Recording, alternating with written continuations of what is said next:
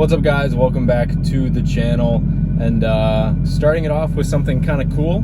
I have not been able to drive the Supra since I have gotten it because I have had very little time to run errands and do things like registering and insuring the car. I went to the DMV yesterday to get the whole process started, ended up forgetting something, had to come back. I'm here today, and finally got plates for the Supra. I'm pumped to have plates. I'm pumped to actually be able to drive that car and do some stuff to it finally. It needs the AC recharged. It works, it's just very, very low. If I can get it to the point where it's ripping like the Sora's AC, this thing has the best AC on the planet.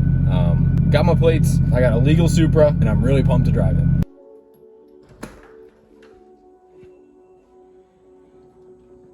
Walking out and seeing this is something that I'll never get over. So nice. It's an early one today, boys. We are heading out to Jacksonville to pick up some cars that were at the port that we bought a long time ago. But that's obviously Adam's video. I'm just getting coffee in the morning. This is my usual routine, but this time I get to take the Supra. So I'm so pumped. Man, this thing is so cool. I'm tired. Look at all the gauges and the period correct Pioneer speaker that has swimming dolphins playing on it all the time. This thing is so cool. AC does kind of work. I used it yesterday. It blows cold, it's just not anywhere near as cold as it should be. I definitely want to get like the sport steering wheel. This like Toyota Camry steering wheel isn't doing it for me, but everything else, so good. And obviously ignore that.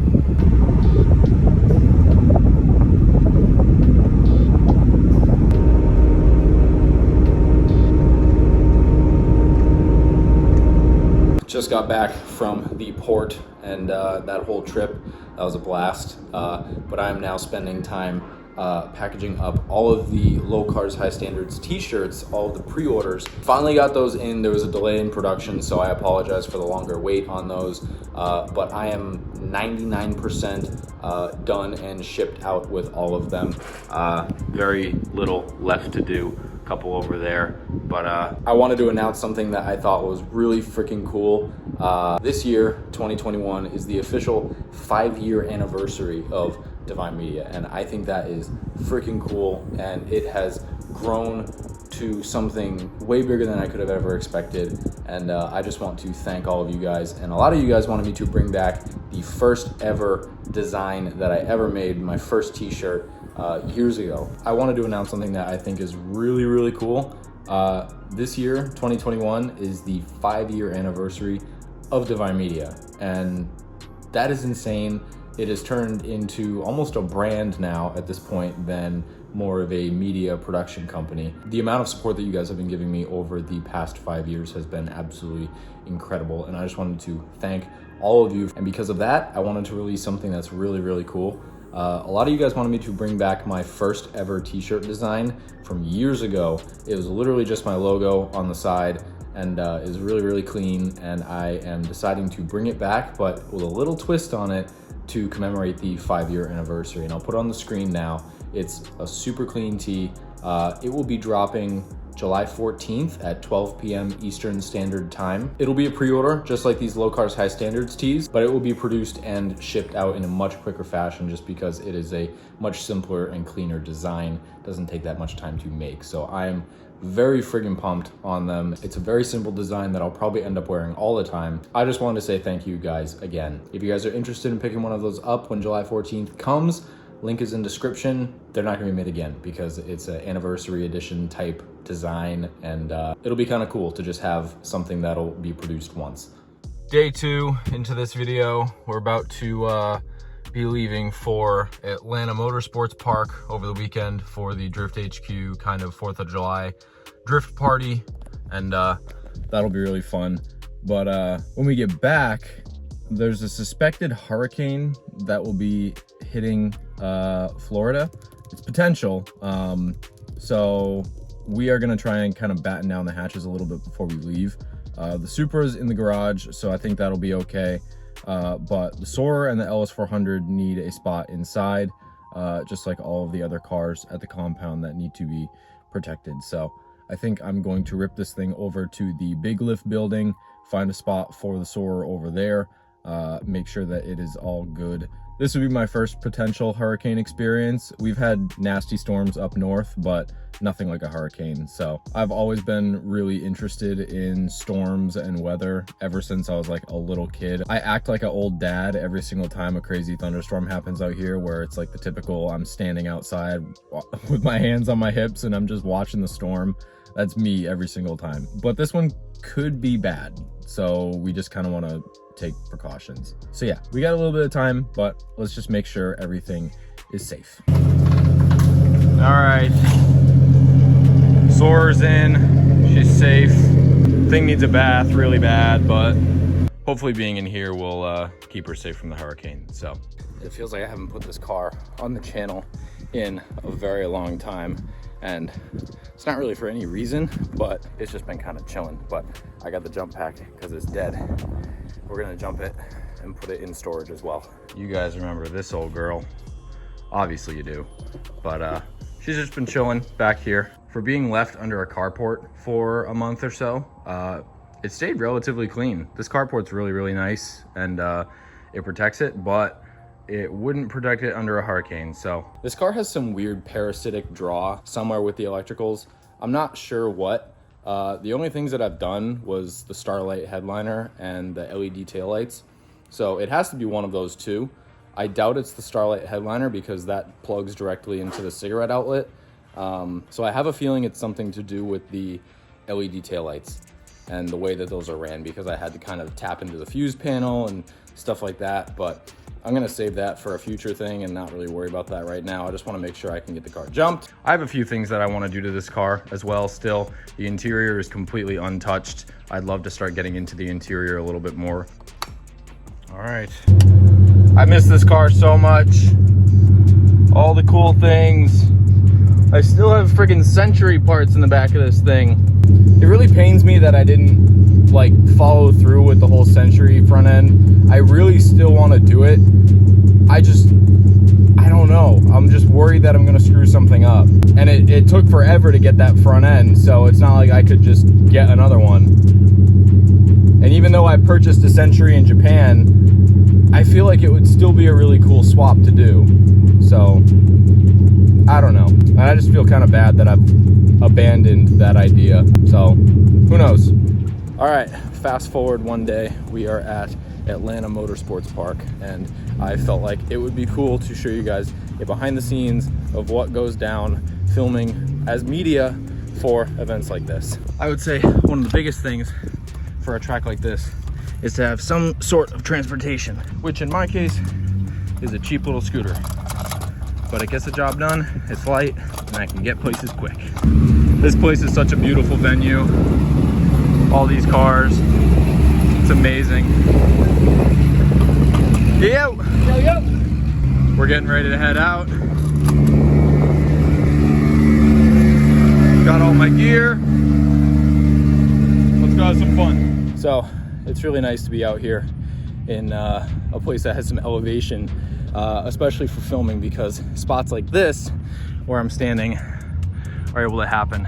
So cars start right there. They're gonna go up this hill, corner here, big corner over there, way around. They're gonna come back down, sweep through here and back around. This section is gonna be perfect for capturing a lot of a run, and it's probably gonna be the coolest section to capture just because of the elevation change, and you get to see them come over the hill. So it'll be really cool. Look at this place. It's absolutely beautiful. With me today is a bag full of goodies and the trusty A7S Mark III, Sony A7S Mark III. Absolutely love this camera. Use it for all of Adam's stuff, and this camera is phenomenal. It just works perfectly for everything that we need, and I love it. I've had the lens for a few years, but the camera body's pretty new. I also have my 70 to 200 millimeter long lens.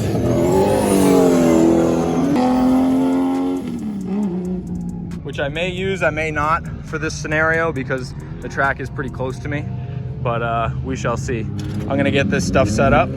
I'll check back in. So I believe they're starting tandems now, which Adam is in that group.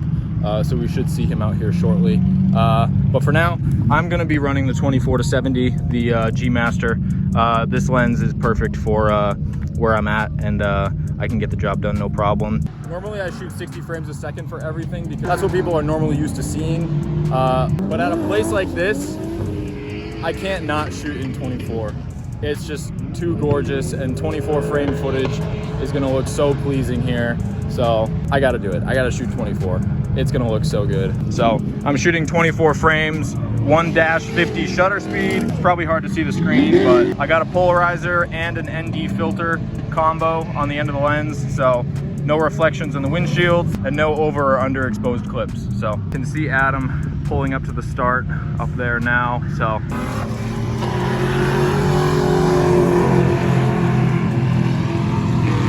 this is gonna be such a sick spot to get some shots.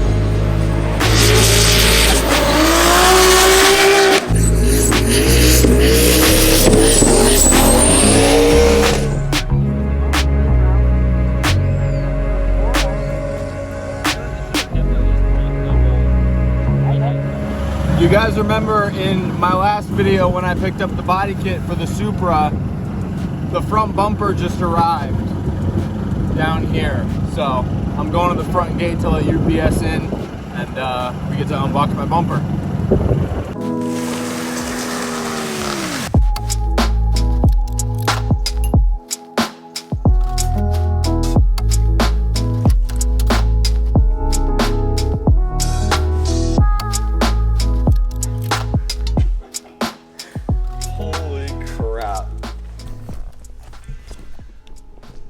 I have never seen someone package up a bumper like this.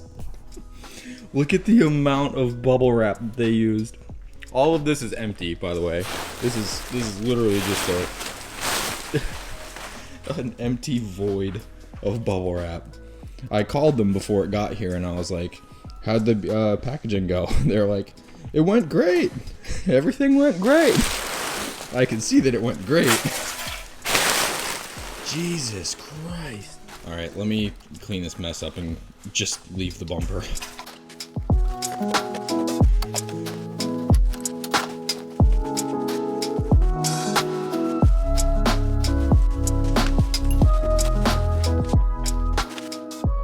All right, looks like the bumper came back in one piece.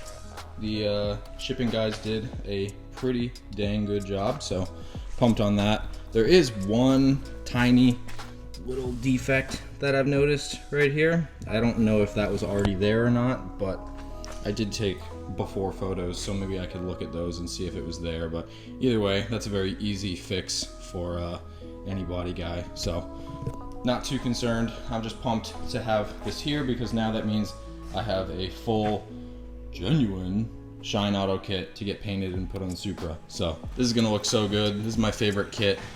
The Ridox Shine kits, they just look so good on Supras. You can never go wrong. Let's see how good this camera is at night. Not too bad. Probably a little grainy, but It's like pretty pitch black out. I even got the scooter out here as well. So it's obviously late.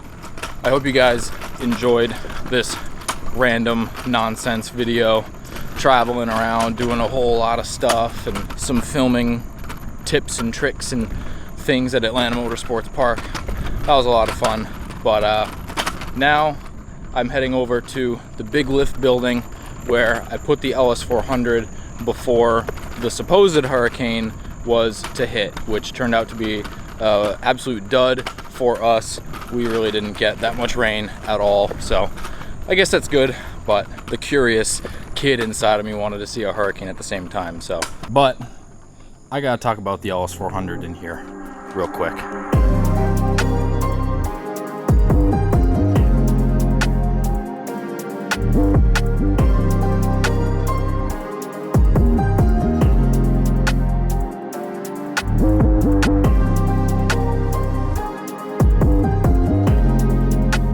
This car has not been on the channel for quite some time.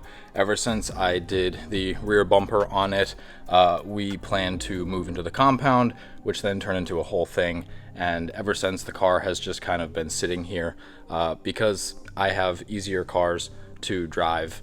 But I really miss this car, and I feel like I kind of left it in limbo, kind of half done, which I'm not a huge fan of. You know, I got a rear bumper for it, I didn't get skirts for it, I didn't get a front bumper for it. It's got so much work into it already, it feels kind of dumb to not do anything more to this car and just let it sit. So I'm sick of seeing this car sit around, and I want it back on the channel. So this car is going to come out of hiding very soon. It's almost become an icon for this channel. So many of you guys love this car, and I do too, so it makes absolutely zero sense to let it sit here and do nothing. It sucks, but I came over here earlier to try and move this car after I moved it in here to actually get it into its new home to start working on it, and the battery in it is stone cold dead, and even a fully charged jump pack couldn't keep the car running. So unfortunately, since it's late, all the auto parts stores are closed. I can't go get a battery right now, so that kind of sucks. But another thing that I'm not really happy with is the fact that I ditched the front end swap plans with this car. And as you guys know, I bought basically an entire Toyota Century front end for this car. I also as well bought an entire Toyota Century, which is still in Japan. And so I went to go do the front end swap on this car and realized how much of a hassle it's going to be. So I just kind of ditched it altogether and was like, oh, well, I have a Century in Japan, I don't need to build one here.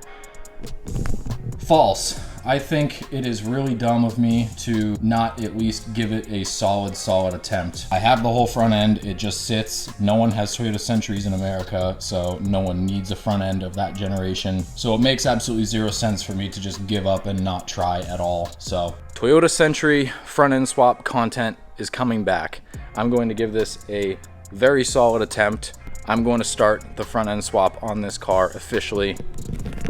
I need to give it a solid go, and I don't care if I need to bring in a bunch of body shop friends to try and help figure everything out. I've seen pictures of it done, I know it's possible. I just need to tear the front end of this car apart, get the front end parts of the Century mocked up and put on, and just give me a better understanding. I've only done the fenders, which didn't give me any understanding at all, so I need to just go gung-ho and just take the entire front end apart and go from there. So I'm pumped to say the Century swap content's coming back. Really hope that we can pull it off because it's such a sick swap when it's done, and it makes zero sense for me to have the entire front end sitting in a corner doing nothing with no purpose. I want to give that front end a purpose and put it on this thing, and I think it's going to be really freaking cool. So that's my plans. Tomorrow, which is today when you're watching this video, we're flying out for another round of FD. So that's why I kind of just had to talk about this and not physically start doing it, because we have a long weekend coming up. July is going to be our busiest month of traveling by far, so I'm going to be plugging away at this whenever I can, which I'm very excited for. So definitely stay tuned for the future videos of me trying to front end swap this car with the Toyota Century front end. Hope you guys enjoyed this video. I know it was full of a lot of random traveling clips and stuff behind the scenes going on, but I think those types of videos are fun, and they kind of show behind the scenes of what it takes to do this stuff. So hope you guys are pumped for this. I'm very, very excited to get back into this car, but first it definitely needs a battery. So I will see you guys in the next video when we can get this car moving and start tearing into the front end swap. Bye-bye.